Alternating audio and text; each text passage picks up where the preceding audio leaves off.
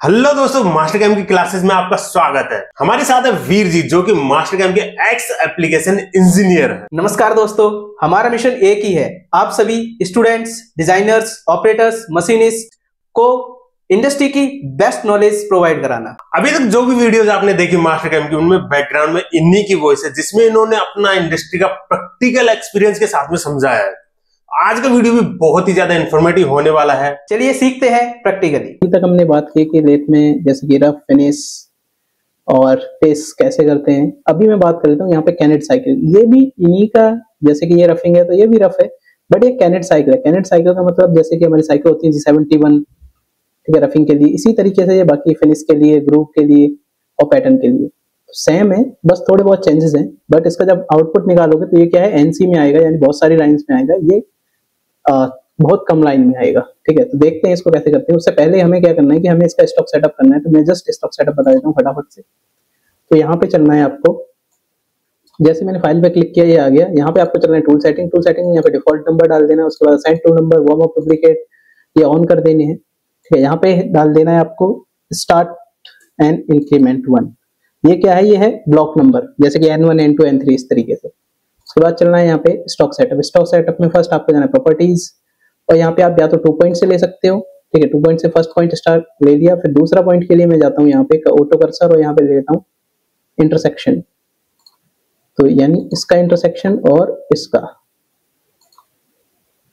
Correct. तो देखते हैं कि इंटरसेक्शन में आ गया। यहाँ पे देख लेते हैं, चलो ठीक है।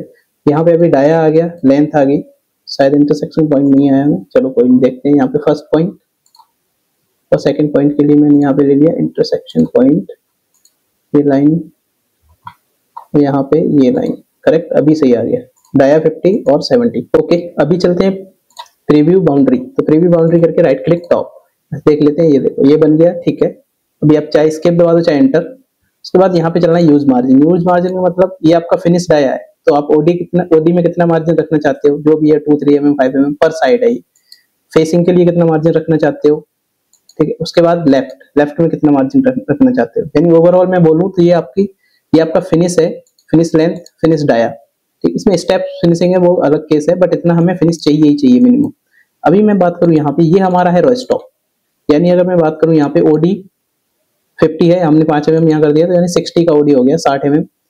राइट मार्जिन हमने 2 mm ये ले लिया, 30 ये है, 70 ये, यानी 100 + 2 102, 102 हो गया इसका ओवरऑल सिलेंडर का लेंथ आपका, जो भी आप रॉड ले रहे हो उसका। तो इस तरीके से आपका रो स्टॉक हो गया। ठीक है, यहाँ पे जाना है ओके। उसके बाद चलना है चकजॉज पे प्रॉपर्टीज। चकजॉज पे प्रॉपर्टीज का यहाँ पे जाना है पैरामीटर्स। ठीक है, अब ये भी चेंजेस कर सकते हैं, मैंने बताया हुआ है ऑलरेडी। यहाँ पे पैरामीटर में जाना है। उसके बाद आपको फ्रॉम स्टॉक, तो यहाँ पे बैक साइड से, यानी ये जो स्टॉक है ये यहाँ से बैक साइड से आप कितना पकड़ रहे हो, यहाँ इस साइड से। ठीक है, तो इस साइड से जैसे कि मैं अभी बता देता हूँ यहाँ पे, करेक्ट। जैसे कि मैं यहाँ पे ये इस तरीके से जॉज से पकड़ रहा हूँ 20 mm फ्रॉम बैक साइड, तो मैं यहाँ पे सपोज ले लेता हूँ 20 mm या 25, जो भी 20 ले लेते हैं। चलो 30 हमने रखा हुआ है मार्जिन, 20 हमने पकड़ लिया। ठीक है, उसके बाद ओके करना है, तो ये आ गया। मैं सेटिंग कर देता हूँ, ये देखो सेटिंग आ जाएगा, करेक्ट। अभी हमने इससे पहले फेसिंग किया था इस तरीके से। यहाँ पे फेसिंग के लिए यही प्रोग्राम है। अगर आप फेस करोगे तो फेस के लिए आपको यही प्रोग्राम बनाना पड़ेगा। जस्ट क्लिक ओके, एक सिंगल पाथ लिया, फेस बन गया। इसके बाद अभी चलते हैं कैनेट में। कैनेट जो है, कैनेट जैसे मैंने रफिंग बताया था, ये भी उसी तरीके से, बस थोड़ा सा चेंजेस देखते हैं। सबसे पहले सिलेक्शन। तो अगर आपके पास वाई फ्रेम है तो यहाँ से सिलेक्शन करना है, और 3D है तो यहाँ से जस्ट स्टार्ट फ्रॉम दिस। अभी यहाँ पे आपको चेंज करनी है डायरेक्शन इसकी, और कहाँ पे जाना है, लास्ट पॉइंट आपको सेलेक्ट करना है। जैसे कि मैंने ये वाला चैम्फर ले लिया, ओके ओके किया, ये सिलेक्शन हो गया। उसके बाद टूल लेना है आपको। टूल लेने के बाद यहाँ पे आपको डालनी फीड, यहाँ पे डालना है स्पिंडल स्पीड, यहाँ मैं डाल देता हूँ CSS, और मैक्सिमम RPM डाल दी मैंने यहाँ पे सपोज 3500। ठीक है, कुछ भी रख सकते हो। यहाँ पे हम क्या कर रहे हैं, रफिंग, तो आप रफिंग लिख सकते हो, या फिर आप जो भी आपको याद रहे, तो कुछ भी अपनी उसके लिए। ठीक है, रफिंग हो गया। अभी चलते हैं यहाँ पे कैनेट साइकिल। देखो अभी कैनेट साइकिल में समझना है ये क्लियरेंस। क्लियरेंस एक्स का मतलब है एंट्री पॉइंट। ठीक है, यानी कितना क्लियरेंस रखेगा। तो मैंने कर दिया 2 mm। क्लियरेंस जेड, ये कितना है, ये भी है, 2 mm, यानी स्टार्टिंग कहाँ से करेगा, तो दो जो स्टॉक है उससे 2 mm पहले से करेगा। डेप्थ ऑफ कट यहाँ पे मैंने दे दिया 1 mm। ये है एग्जिट रेडियस। एग्जिट रेडियस अगर यहाँ पे बात करो तो ये कुछ टेपर में रिट्रैक्ट होता है लीड आउट में, करेक्ट, तो ये उसी तरीके का है कुछ, बट यहाँ पे ऐसा है नहीं, तो ये वही एग्जिट रेडियस है, करेक्ट। अभी ये है स्टॉक, क्योंकि हम रफ है तो हमारा ये फिनिशिंग के लिए स्टॉक है, और आउटपुट में ये कुछ इस तरीके का आउटपुट निकलेगा। ये देखो G71 साइकिल में निकलेगा PQ। इसमें क्या होता है कि एडिट बहुत जल्दी कर सकते हो, आपको कुछ भी चेंजेस करना है डाया वगैरह में, लेंथ वगैरह, वो आप चेंज कर सकते हो इजीली, काफी सिंपल में आ जाता है। बाकी मेरे को लगता नहीं यहाँ पे कुछ भी अभी चेंजेस करना है, ठीक है। इतना करने के बाद आपको ये डायमेंशन डालने के बाद जस्ट ओके करना है। जैसे आप ओके करोगे, ये देखो, हाँ इसमें क्या हुआ है अभी एक्चुअली, इसमें हम चलते हैं प्लंज में, और यहाँ पे ये प्लंज ऑन है, तो मैं प्लंज ऑफ कर देता हूँ। अभी देखो, अभी ये सिंपल है। अभी इसको जस्ट प्रीव्यू करते हैं यहाँ पे, और ये देखते हैं अभी क्या हुआ। ये देखो, पहला कट इसने बहुत बड़ा लिया, करेक्ट, क्यों, अगर मैंने आपको बताया है उसमें जैसे हम जाते हैं स्टॉक में, ठीक है, तो वहां पे आपको स्टॉक ऑलरेडी ओपन होके आता है, ठीक है। अभी यहाँ पे जैसे मैं गया, यहाँ पे स्टॉक है, यहाँ पे एक्सटेंडेड का आ रहा है, तो यहाँ पे आपको स्टॉक एडजस्ट करना पड़ेगा, क्योंकि ये स्टॉक को रीड नहीं कर रहा, ठीक है। तो या तो आप स्टॉक को कर लो, या फिर जैसे यहाँ डिस्प्ले दिखाया है यहाँ पे ये ज्योमेट्री है, तो आप जब भी स्टॉक डिफाइन करो तो यहाँ से एडजस्ट करके इस तरीके से यहाँ से स्टॉक को एडजस्ट कर सकते हो आप। कहाँ पे एडजस्ट करना है, ये पॉइंट है, ठीक है, जैसे कि ये पॉइंट है,